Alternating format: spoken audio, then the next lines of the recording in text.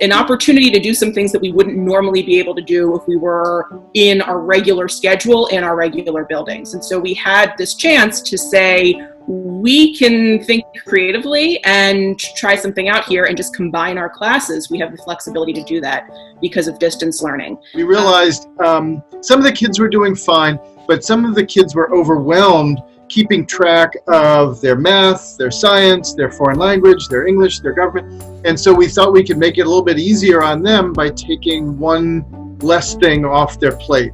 So they wouldn't have to check an AmGov assignment page and an English assignment page. Addie created just one page for both of our classes.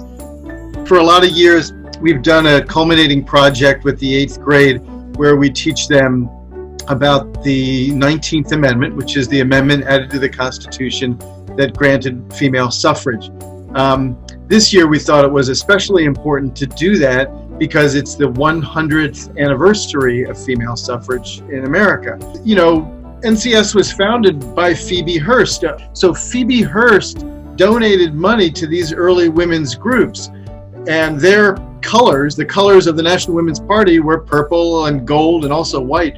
So it's like, you know, NCS has a long history of a connection to the women's rights movement, and we thought it was, you know, kind of doing a service to the school's history to teach about it.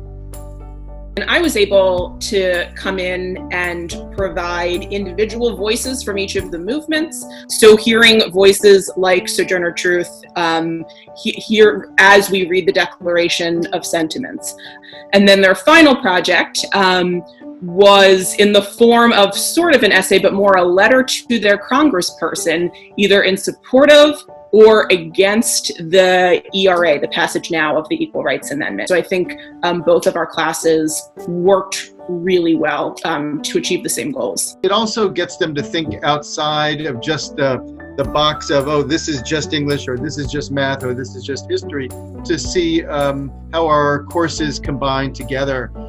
They relate to one another. And in this case, there's wonderful literature on the women's rights movement, and there's wonderful history on the women's rights movement. And Addie and I tried to combine both of those together in this unit.